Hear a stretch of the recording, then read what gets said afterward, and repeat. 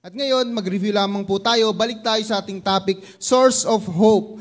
God's Word, Source of Hope. At pag-aralan na natin yung una, yung H, Source of Harmony. Ano po kaya yung letter O? Source of? At ngayon naman po, ang P, ito ay tinatawag na Source of Peace. So basahin po natin ang text natin, Ephesians chapter 6, verse 15, 1, 2, 3, go. Isuot ninyo ang sapatos ng pagiging handa sa pangangaral ng magandang balita ng kapayapaan. And sa verse 15, ito pa rin sa English naman, 1, 2, 3, go. And having shod your feet with the preparation of the gospel of peace. Let us pray. Panginoong Diyos, maraming salamat po sa aming matututunan po muli ngayon mula sa inyong salita na ito po ay gospel of peace. Magandang balita ng bibigay ng kapayapaan. Panginoong Diyos, we pray habang kami natututo at itong kapayapaan na ito ay aming maranasan, Panginoong Diyos. At ito po yung nanggagaling sa iyong salita, nanggagaling sa iyong espiritu, nanggagaling sa iyong presensya. Pagpalain niyo po kami ngayon sa aming pag-aaral sa pangalan ni Jesus. Amen. At maaari na pong umupo ang lahat. Ang gospel, alam na po natin na ang ibig sabihin nito ay good news o mabuting balita, magandang balita. At sabi dito, siya ay tinawag na gospel of peace. Ang gospel, marami siyang katawagan. Tinatawag din siyang gospel of Jesus Christ. Mabuting balita ng ating Panginoong Jesucristo. Tinatawag din siyang gospel of salvation, Romans 1:16. Pero dito sa Ephesians, tinawag siyang gospel of peace. Bakit kaya siya tinawag na gospel of peace? Siyempre may idea na tayo because we know ng ating Panginoong Jesucristo tinawag siyang Prince of Peace. Ang kaloob ng Diyos ay kapayapaan sa pamamagitan ng kanyang presensya at syempre sa pamamagitan ng kanyang salita. Pagbibigay tayo ng tatlong patunay o dahilan, bakit ito kaya tinawag na gospel of peace ang Biblia? Ito po, unang-una po, basahin natin. 1, 2, 3, go! Ito po ang unang-unang ibinibigay ng Biblia. Peace with God. Alam na ho natin ang ibig sabihin ng peace. Hindi na natin kailangan pa i-define ng napakalalim. So pag sinabi nating peace, ano ang kanyang kabaliktaran? War, kaguluhan, chaos.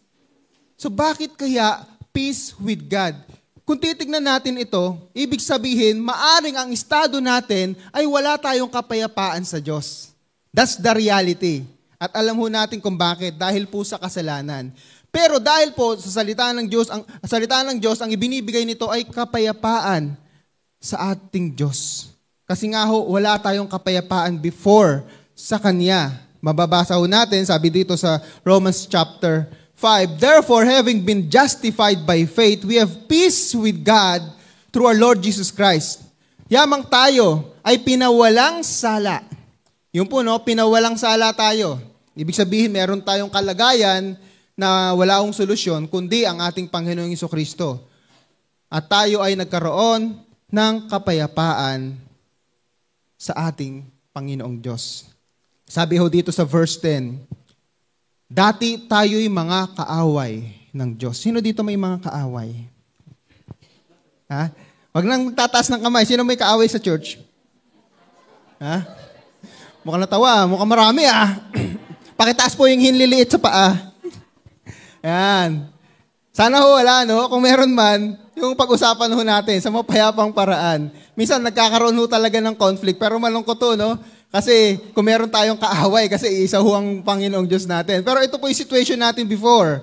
Nung wala pa po ang ating Panginoong Jesucristo, tayo'y kaaway ng Diyos. Kahit anong sabihin mo na mahal mo ang Diyos, na naniniwala ka sa Diyos, kung wala po ang Panginoong Hesus sa buhay natin, sapagkat sabi po ni Lord Jesus Christ, I am the way, the truth, and the life.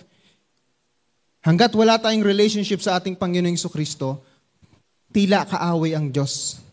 Kasi galit siya sa kasalanan.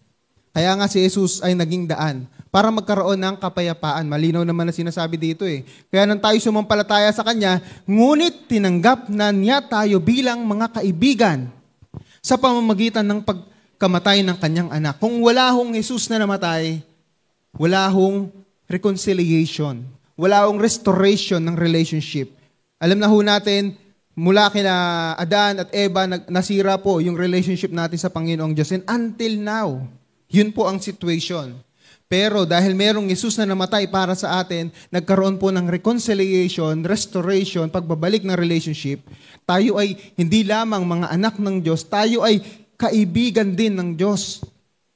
Diba? Meron ba dito may kaaway dati ngayon kaibigan niya?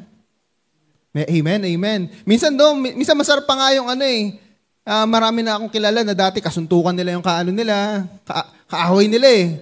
Pero nung sila yung naging magkaibigan, napaka-close, laging nagde-date, laging kumakain sa labas. 'Di ba? Iisipin mo na parang parang half-half tong dalawa kasi parehong lalaki nagde-date 'di ba? Pero mga dating nagsusuntukan yung mga 'yan. Pero kasi yung alam niyo na siguro yung ganung pakaramdaman, Kasi nakilala mo na ay ganyan ka pala. Minsan sa atin, pag nakilala natin ang Panginoong Diyos, akala ko ang Diyos judgmental. Akala ko ang Diyos, paparusahan na ako agad. I-reject ako. Hindi pala.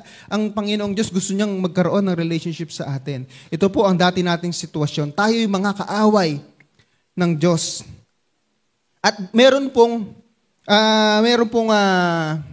isang nilalang na gustong wasakin lagi ang relationship natin. Ano yung text natin kanina? Ephesians chapter 6, di ba? Verse 15.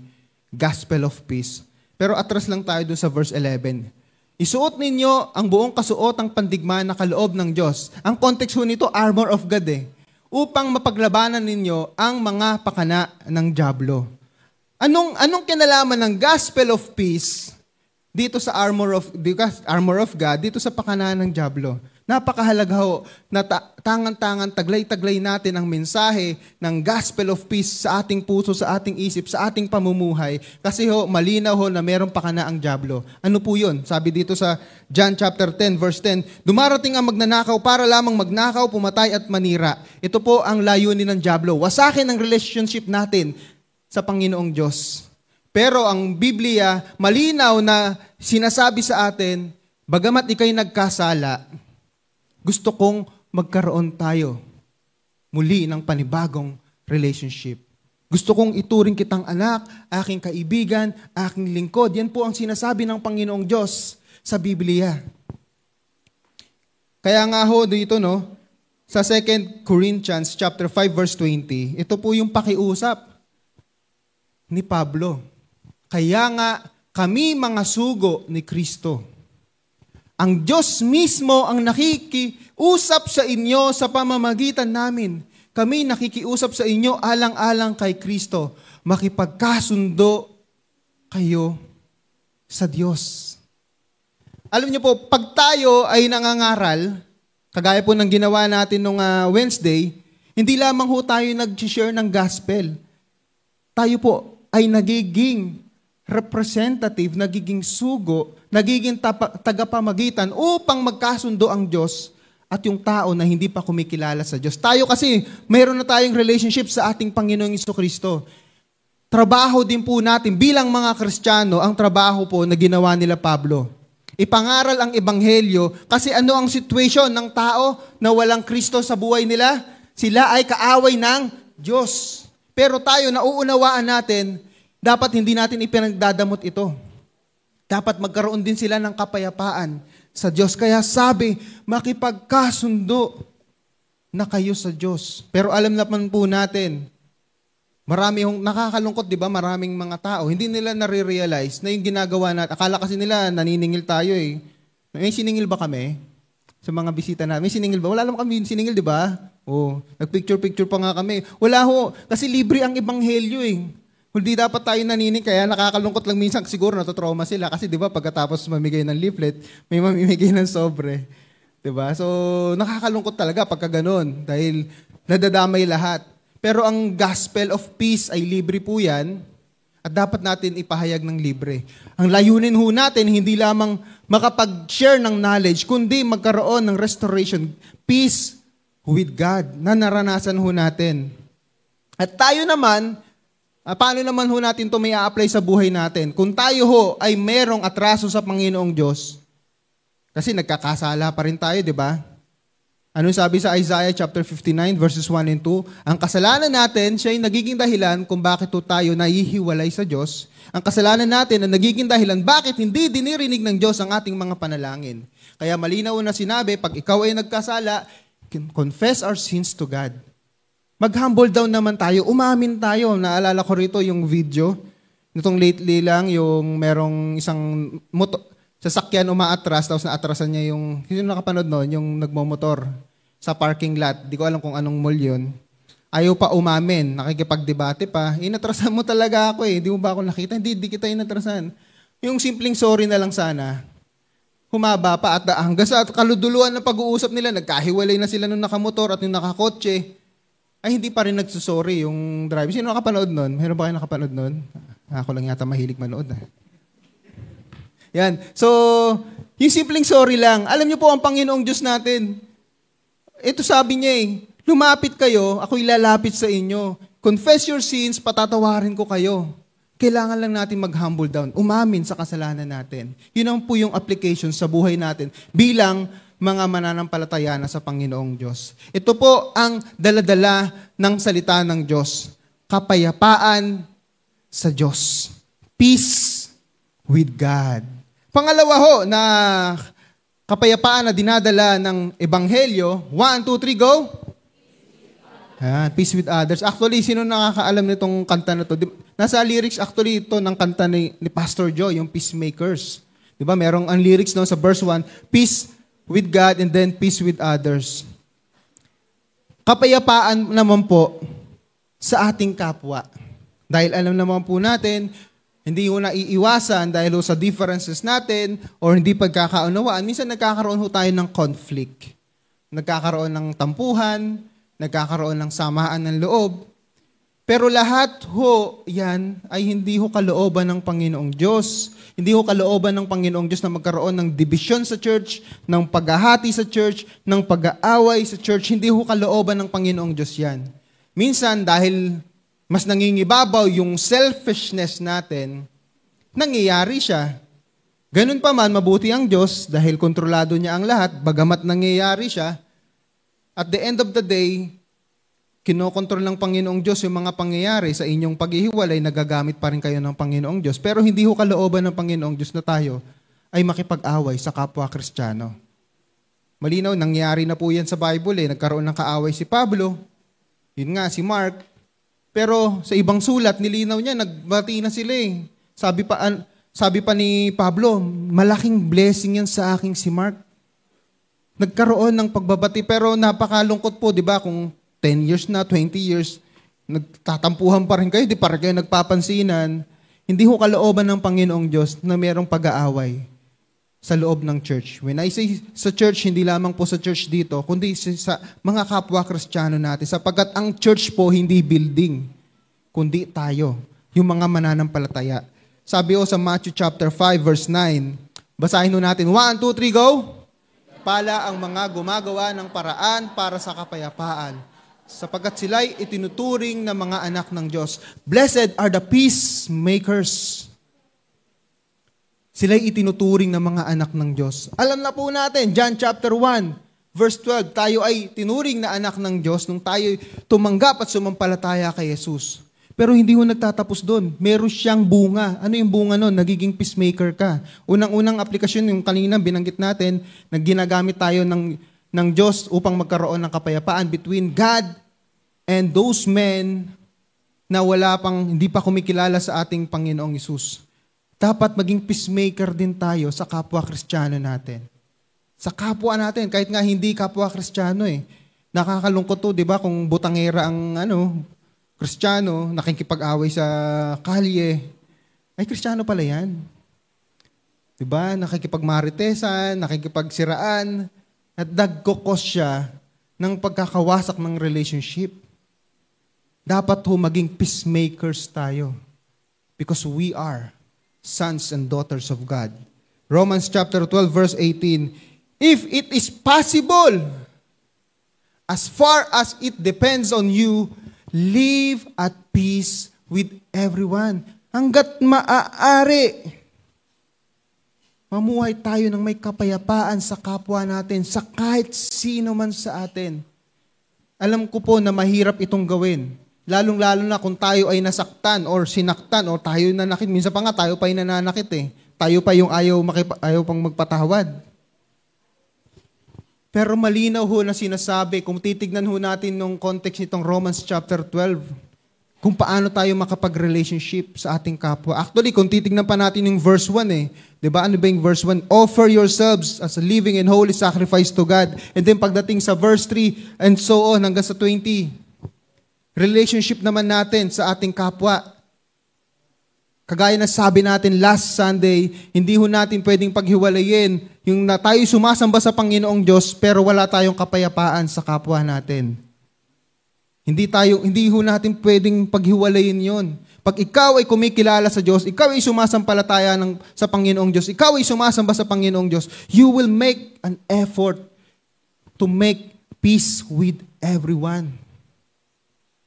Sabi ho sa Hebrews chapter 12 verse 14, make every effort to live in peace with everyone and to be holy. Without holiness, no one will see the Lord. Ano ang connection ng peace with everyone sa holiness? Malaki ang connection yan. Diba? Malinaw ng sinabi ng Panginoong Diyos, bago ka lumapit sa Kanya, kung meron kang kilalang tao na may kasamaan ka ng loob, ano sabi ng Panginoong Hesus? Kausapin mo muna. Hindi ho natin pwedeng paghiwalayin. I am sanctified, I am holy, I worship the Lord, I love the Lord, pero hindi ko papansinin to. Bahala sa buhay mo. Kahit mag-sorry ka ng 1,000 times. Samantalang sabi ng Panginoong Diyos, 70 times 7, na ibig sabihin unlimited. Kung ilang beses humingi ng tawad, ay patawarin mo ng patawarin ang kapwa mo. Tapos tayo, ayaw natin magpatawad. Tayo ay sumasalungat sa sinasabi ng Biblia na tinatawag na Gospel of Peace. Nais ko pong i-share sa inyo itong sa Basilan. Ang Basilan po ay isang lugar kung saan ay napakagulo. Dati. Sa katunayan, ito po yung news nung 2007 pa ito. 14 po na sundalo natin ay pinugutan po ng ulo. Ganyan ho kagulo dyan.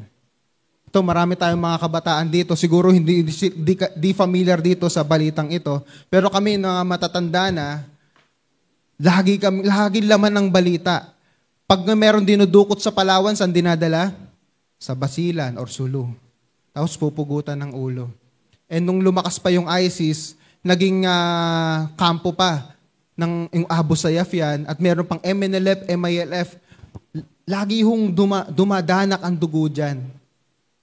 Pero gusto ko pong i-share sa inyo, ito si Dr. Arlene Jawad Jumao, o tinatawag din po siyang Mama Doc, siya po yung nakaputi dyan, kung paano siya ginamit upang magkaroon po ng kapayapaan sa Basilan. Bagamat recently malungkot, kung nabalitaan nyo po 2 weeks ago, merong 2 sundalo natin ay nagkaroon ng encounter with the MILF. Hindi naman po inaasahan yun. Kasi ngayon po, kakampi na po natin ng MILF and MNLF. So sa mga hindi nakakaalam, meron na pong peace agreement. Pero last 2 weeks ago, nagkaroon ng barilan, namatay yung 2 sundalo natin.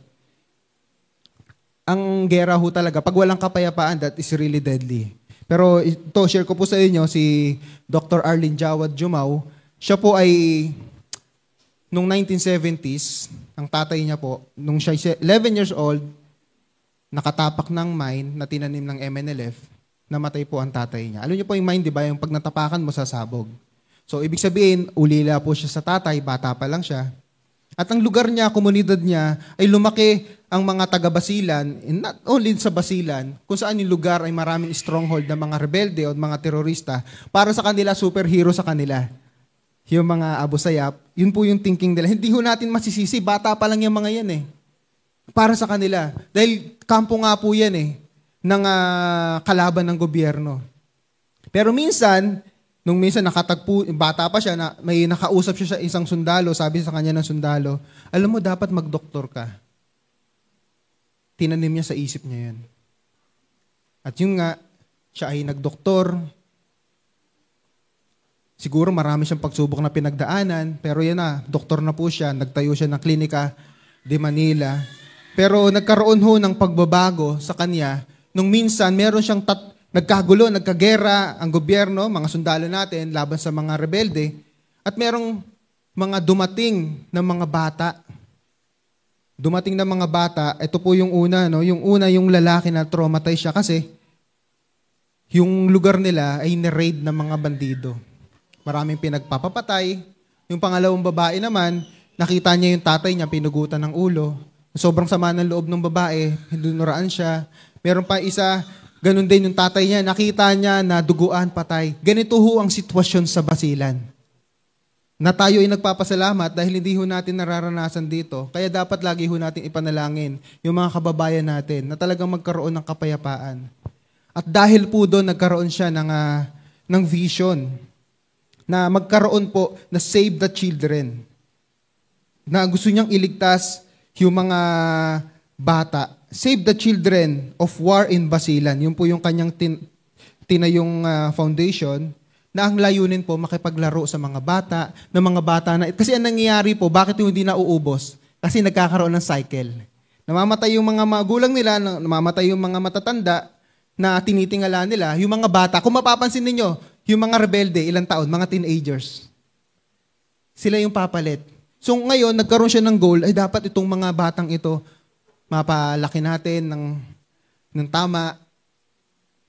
At hindi lamang po yun. Siya po ay naging dahilan kung bakit po nagkaroon ng kapayapaan sa Basilan. Yung mga rebelde, sa kanya nagpapagamot eh. So, imbis na magalit siya, kayo yung dahilan, ba't namatay yung tatay ko eh? Then, nangibabaw sa kanya yung misyon na magkaroon ng kapayapaan between government and these rebels. At ito nga po yung picture. Kung makikita ho natin dyan, yung isa dyan, Philippine flag, yung isa flag ng MNLF, MILF, nagkakasama-sama na po sila, nagkakainan na sila, dating nagpapatayan. Ito po yung ginamit, yung babaeng nakaputi na tinatawag na Mama Doc. Tingnan ho natin yung mga pictures. Yan, ito po no, mga Muslim, mga leader na mga rebelde, at yung gobyerno natin, next slide pa, ayan, sumusuko na sila, sinusuko nila yung kanilang armas. Na parang dati panaginip, taon na po yan, dekada na po yan, hindi pa po ako pinapanganak yata niyan, magulo na dyan. Ito pa yung susunod. Yan, namimigay, proyekto po ni Mama Doc, yung pamimigay ng bisikleta, ng mga school supplies, nakakapag-aral na yung mga bata, nangangarap na sila, dati ang pangarap lang nila maging rebelde. Dahil po, naging peacemaker. Ayan po, no, sinusurrender yung mga laruang barel, papalitan ng school supplies, ibang laruan. Laruang barel po, kahit laruang barel. Ito po, ano po kaya ang tinatawan nila dyan? Nakakita ko sila ng helicopter. Dati ho, nung wala pa pong kapayapaan, nag-aalala na sila. Kasi may isa na naman silang mahal sa buhay na mamamatay. Yun po ang ibig sabihin ng helicopter kasi bobombahin na sila eh. Pero ngayon, excited na sila, bababa yung helicopter sa kanila. Ito pa yung susunod. Sige, may mga pictures pa ba tayo? Ay, wala na. Yan, salamat. Dahil po sa isang babae na hindi niya pinayagan, na wala siyang kinampihan eh. Muslim po siya eh. Ay, dapat sa Muslim lang ako kakampi. Doon siya sa kapayapaan. Kaya ako ngayon, pinanood ko po last year yung dokumento nila Ed Lingao tsaka ni Gretchen Ho. Maluluha ko kung kayo ay nagpapahalaga sa bansang Pilipinas, ma-appreciate nyo po yung ginawa niyang trabaho. Na kung paano yung church doon, meron ng church, di ba? Catholic Church at iba't ibang mga maliliit na minorities, na malaya na silang sumasamba. Isa sa dahilan po, maraming reason, pero isa sa napakalaking dahilan, si Dr. Arlene Jawad Jumao. Sa kanya sumusuko yung mga rebelde, mga commander, tapos magdadala 10, 15, 20 mga Abu Sayyaf. Kasi natatakot sila eh. Natatakot silang sumuko. Baka patayin kami ng gobyerno, baka kami ikulong. Yung mga suspect na pumugot ng 14 na sundalo, binigyan ng kapatawaran. Kasi nagkakaroon ng cycle eh. Di ba ganun ho ang Panginoong Diyos? Marami tayong kasalanan, pero yung mga matitinding kasalanan na yon, pinatawad ng Diyos.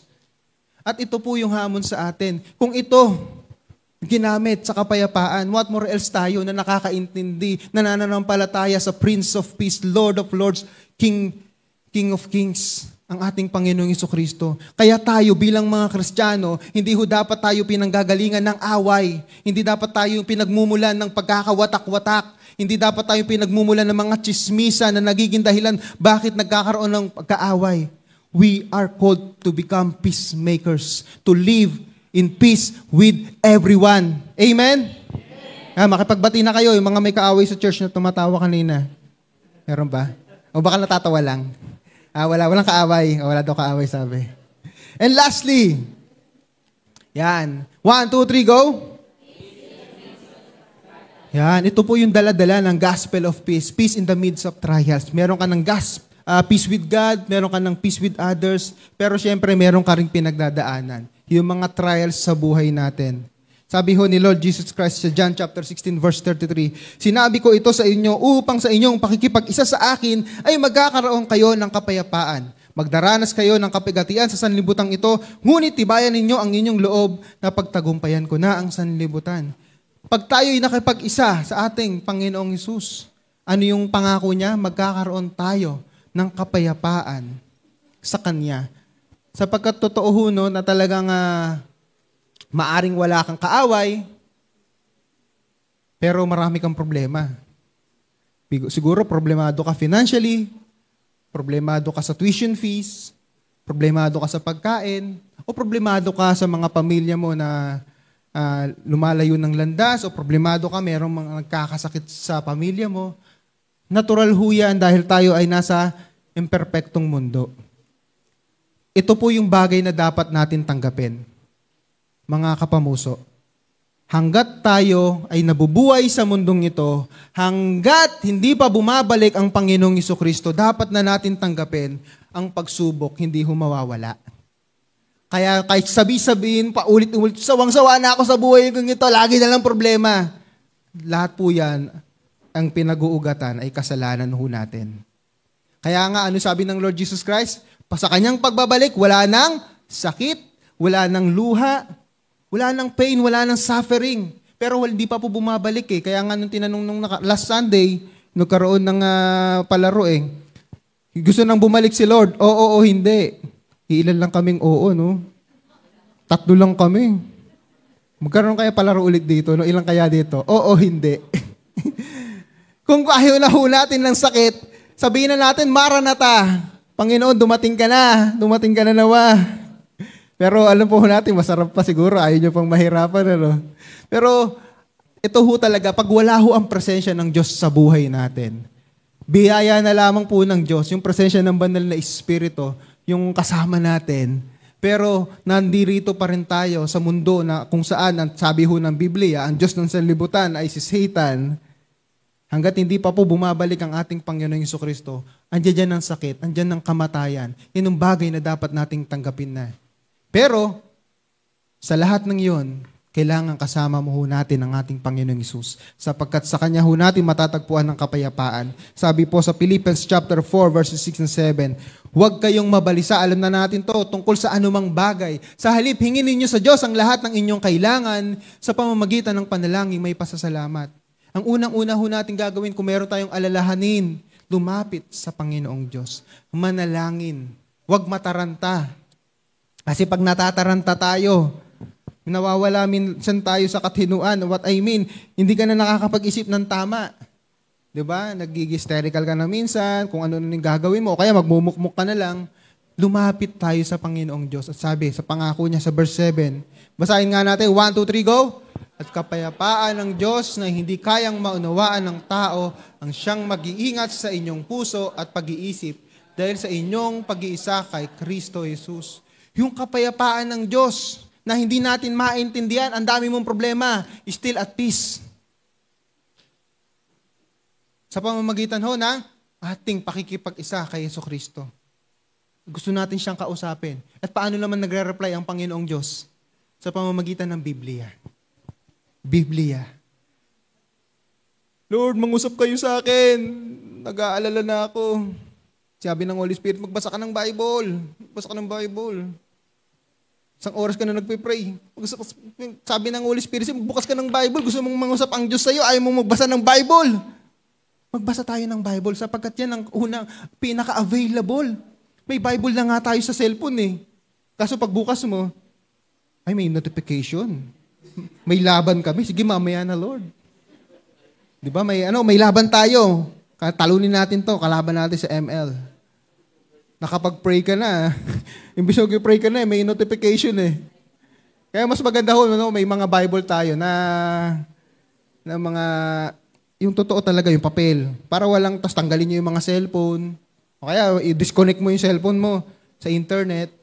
Kasi yung temptation, tatandaan ho natin, ayaw po ni Satan na magbabasa tayo ng Bible. Kasi makapangyarihan po ang salita ng Diyos. Hindi ho yung salita natin may kapangyarihan. Sabihin natin, lumayo ka, Satanas, wala hong kapangyarihan yon.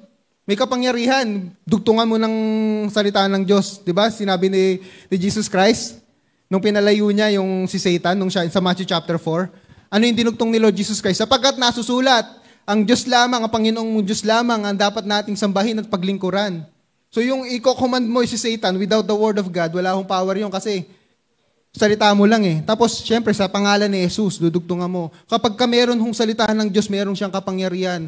Sa mga nakakakilala po kay Ate Tess, pag siya po yung nagpipray, laging may Bible verse eh. Diba? Kung gusto mo mas talagang sama mo ng, kaya dapat nagbabasa tayo eh. Nagme-memorize tayo. Lord, kailangan po namin ng pan-tuition fee sapagkat sabi po ng Biblia, ano pang verse yun? Tapos sabi, Lord, kayo ba yung provider eh? Nasa ano yata yun? Nasa Tobit. Tobit. Joke lang po. Genesis chapter 22 verse 14, you are the Lord who provides. Sabi Philippians chapter 4 verse 19, ibibigay niyo po yung aming mga pangangailangan according to your glorious and riches in Christ Jesus. Mga ganun po, meron pong kapangyarihan ang salita ng Panginoong Diyos. Yun po yung magandang praktikal na pamamaraan upang maranasan natin ng kapayapaan. Nananalangin ka, dugtungan mo ng Word of God. Kaya i-share ko lang sa inyo, hindi ko pa yata na ikikwento. Nung minsan si Ate Tess, di ba po, may sakit na po siya, nag-usap kami. Actually, nag-iyakan kaming dalawa. Bihira hindi nagpapakita ng emosyon si Ate Tess. Pero nung time na nag-usap kami, umiiyak siya. Pero pati ako naiyak kasi ako dahil nakaka-bless po yung prayer niya. Alam niyo po yung yung naghahalo yung hopelessness tsaka yung hope. Hopelessness na yung kanyang katawan ay maaring hindi na gumaling.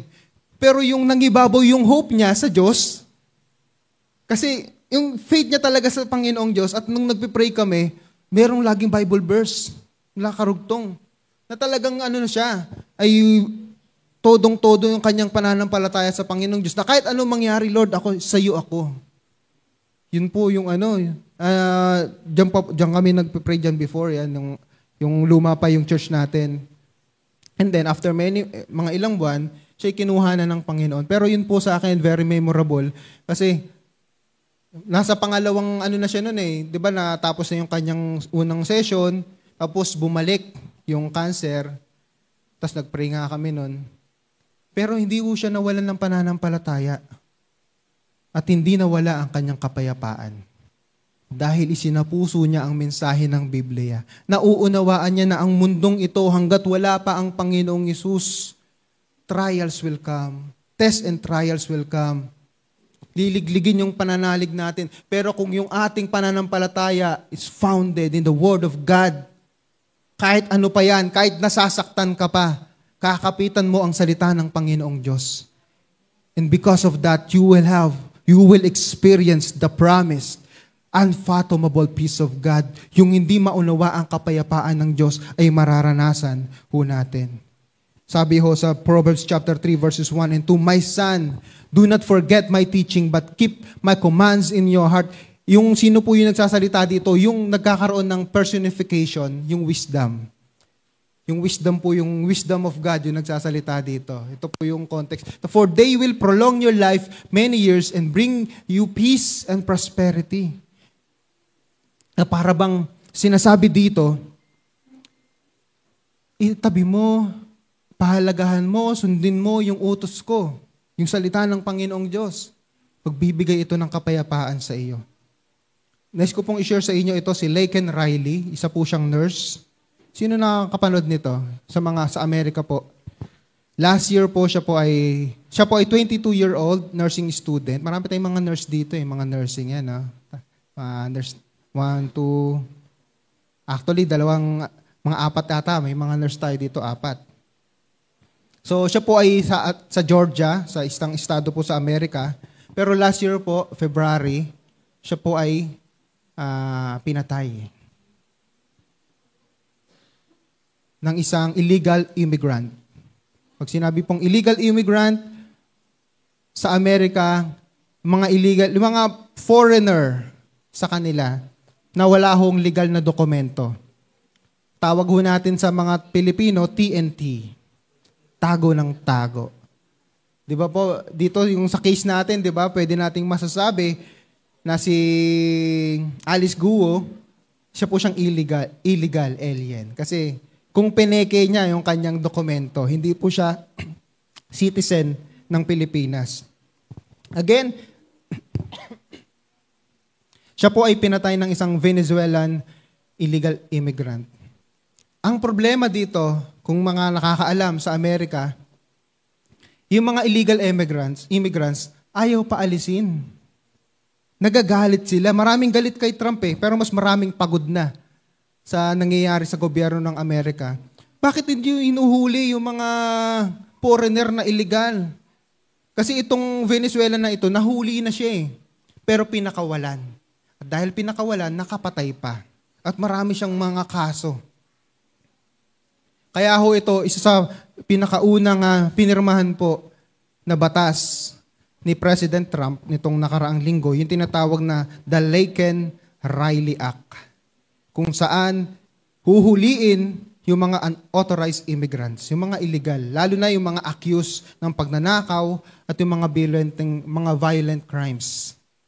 Pero nakakapagtaka, no? Kailangan mo pang gumawa ng ganitong batas para lang mahuli yung mga, dito nga sa Pilipinas, di ba, i-deport natin, pag alam na, ay, Chinese national to. Ano gagawin natin ng Bureau of Immigration? Huhuliin, i-deport, ibabalik sa China. Pero sa Amerika, kailangan pang gumawa ng batas. Kailangan pang merong mamatay. Pero ang hamon po dito, yung naging reaction po ng kanyang nanay, si Allison Phillips. Gusto ko pong i-share sa inyo, meron po siyang English dub and subtitle, pati yung Tagalog. Pakinggan muna natin kung paano after a year, ano yung naging reaction ng nanay. Nagalit ba siya? Nagwala ba siya? Nagkaroon ba siya ng kapayapaan? Saan niya natugpuan yung kapayapaan? Ito po yung video. Pakinggan ho natin. Yung English muna na subtitle. Most importantly, I want to thank our Lord and Savior, Jesus Christ.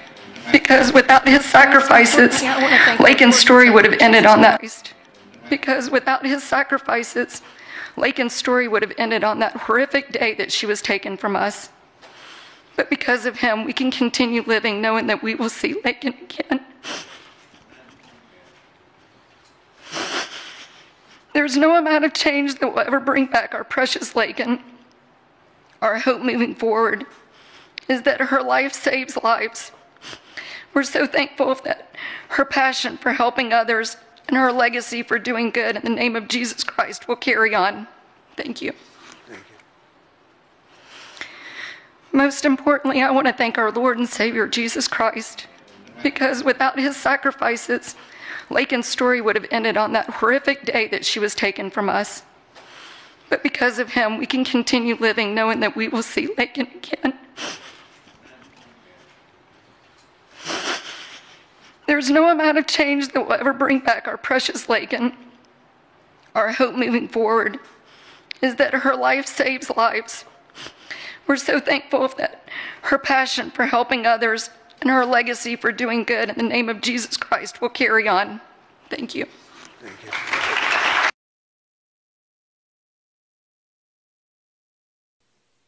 Pwede siyang magalit. Lord, naglilingkod naman kami. Bakit hindi mo prinotektahan ng aking anak? Pwede niyang ganun, di ba? Pero hindi ganun ang naging reaction niya. Sabi niya, pinakamahalaga, nagpapasalamat siya sa ating Panginoong Jesucristo. Dahil kung walang sakripisyo, hindi nagsakripisyo ang ating Panginoong Hesus, mababaliwala ang pagkamatay ng kanyang anak. Ganun pa yung kanyang thinking. Saan niya kayo pinaguhugutan yun? Dahil sa pundasyon na itinanim ng gospel of peace sa kanilang puso. Ang mga taong founded in the Word of God, kaya mong magsalita ng ganun sa kabila ng nasasaktan ka.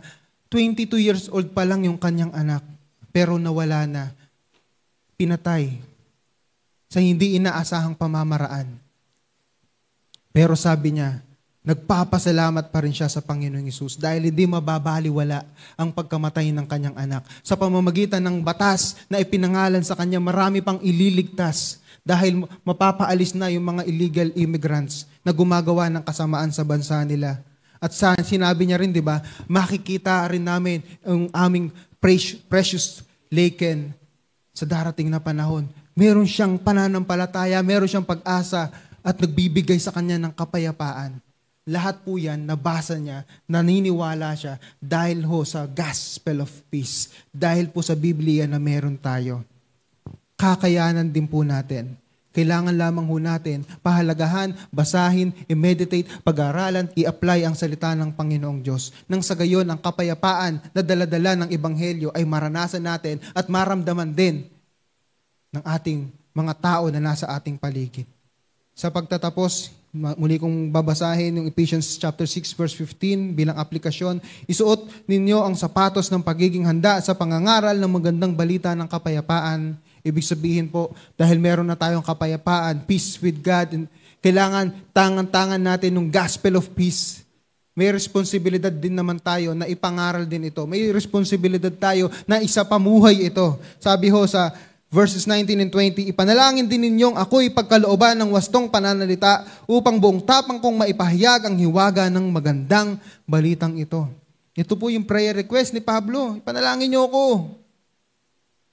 Magkaroon ako ng tapang. Dahil sa magandang balitang ito, ako'y isinugo at ngayoy nakabilanggo. Kaya't ipanalangin ninyong maipahayag ko ito ng buong tapang, gaya ng nararapat. Nakakulong po si Pablo nung sinulat niya po ito. Nakulong siya dahil sa pangangaral ng gospel of peace. Pero ang prayer request niya, patapangin ako ng Lord, ipag-pray niyo ako. Ipanalangin ho natin ang isa't isa. Na ang gospel of peace makita ho sa buhay natin, maipangaral natin, maibahagi natin. Kaya nga, bilang aplikasyon, number 1, 1, 2, 3, go. Sa pamuhay natin ng gospel of peace. Sabi ho ni Pastor Summer Masad, ito po yung pastor nila, Laken Riley, but the most special thing about Laken was her faith in Jesus. She didn't just believe it, she lived it. Isa pamuhay natin. Kapag isinasa pamuhay natin, dahil gospel of peace siya, natural, mararamdaman ng mga tao sa paligid natin, yung peace na daladala ng Ebanghelyo. Kailangan ho natin isa pamuhay, makita sa atin, para tayong the living Bible. Hindi ho dahil marami tayong alam, kundi hindi ka na nagsasalita, pero nararamdaman nila ang presensya at kapayapaan ng Diyos sa buhay mo. Number 2, 1, 2, 3, go.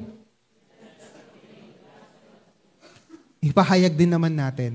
Bukod sa nakikita yung mensahe ng salita ng Diyos sa buhay natin, sadyain din natin ipahayag. Diba? Kaya nagpapasalamat again tayo nitong nakaraang Wednesday. Salamat po sa lahat ng mga nakasama sa pagbabahagi ho ng salita ng Panginoong Diyos. Kaya ho tayo may mga bisita dito. Praise the Lord po, palakpakan po natin ng Panginoong Diyos. Salamat din sa inyo na kayo ay kinausap nyo kami dahil kami, sa amin, sa experience namin, meron mga umiiwas sa amin eh. Di ba, nati tayo sa 5. Meron ba dito mga, hindi, inisnab, meron ba? Meron mga isnab. Kaya salamat sa inyo dahil hindi nyo kami inisnab, mga friendly. Kamustahin natin sila mamaya. Di ba? Isipin nyo kung nakontento na lang tayo na nagpe-prayer meeting dito. Nagiging peacemakers ba tayo? At kahapon, meron isang kabataan, nagsishare siya mag-isa. Nagiging peacemaker tayo pag tayo ay nagbabahagi ng Ebanghelyo. Kaya ho, kailangan ang gospel of peace makita sa buhay natin, ipahayag ito sa ating kapwa. Magtatapos ho ako dito, gusto kong balikan yung verse kanina. Tayo pong lahat ay tumayo bilang pagtatapos. Yung verse na binasa ho kanina, basahin ulit natin. John 14:27. 1, 2, 3, go.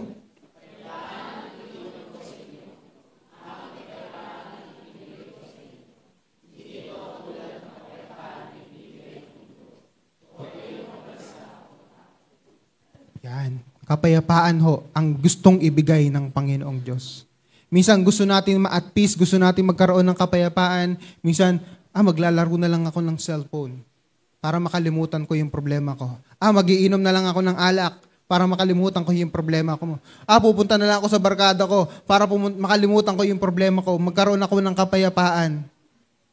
Mag-i-internet na lang ako at nang makalimutan ko yung problema ko. Pero sa lahat ng yung pag natapos na, yung tama ng alak, yung tama ng droga, yung tama ng yung oras mo sa kaibigan mo, lahat yan magtatapos. Pabalik na naman yung problema sa isip at puso mo. Pero ang sabi ng Panginoong Hesus, kapayapaan ang dala ko sa inyo. Paano ho yun? Context nito. Una ho, ang banal na espiritu na nasa iyo. Pangalawa, ang salita ng Diyos na tinatawag na Gospel of Peace. And let us pray. Panginoong Diyos, maraming salamat po. Dahil meron ho kaming kapayapaan. Ang iyong salita, God's Word, source of peace. Habang kami ay narito sa mundong ito, paulit-ulit na mararanasan namin ang mga pagsubok na magliliglig sa aming puso, na magkakaroon ng pagkabalisa, pag-aalala. Yung mga alalahanin, hindi ho mawawala yan. Hanggat narito kami sa mundong ito na punong-puno ng kasamaan, kadiliman. Ngunit meron kaming liwanag na nagmumula sa inyo sapagkat kayo po, Panginoon Jesus, you are the light of the world. At kami bilang mga mananampalataya mo, dapat tangan-tangan namin ang liwanag na nagmumula sa inyo. Panginoong Diyos, alam po ninyo ang pinagdadaanan ng bawat isa sa amin. Bawat pagsubok, merong sa amin mga dinadala, pagsubok, problema sa pamilya. Meron sa amin siguro, may mga problema sa eskwelahan, sa trabaho, may mga tao na umaaway sa amin. Panginoong Diyos, tangan-tangan po ninyo ang pangako ninyo, yung kapayapaan na nagmumula sa inyo. Kaya nga po, Panginoong Diyos, lagi naming isipin, pahalagahan, unang-una, yung peace na meron kami sa inyo. We have peace with you, Lord God, sapagkat merong Jesus na namatay para sa amin upang magkaroon ng restorasyon ng relationship. At kailangan din po namin mamuhay ng peace with others. Matuto kaming magpatawad, matuto kaming humingi ng tawad, matuto kaming magpakumbaba upang sa gayon ng anumang samaan ng loob, bitterness, Panginoon, isasantabi namin, ibabato namin alang-alang sa pagsunod sa iyong kalooban. At magkaroon din kami ng kapayapaan sa gitna, Panginoong Diyos, ng mga pagsubok sa buhay. Lord God, tulungan ninyo kami na maisapamuhay ang mensahe ng Gospel of Peace at makita ho sa buhay namin. Tulungan niyo kami, Panginoong Jesus, o banal na Espiritu, na maipangaral ang Gospel of Peace nang sa gayon hindi na lamang kami ang makararanas ng kapayapaan na inyong ipinangako.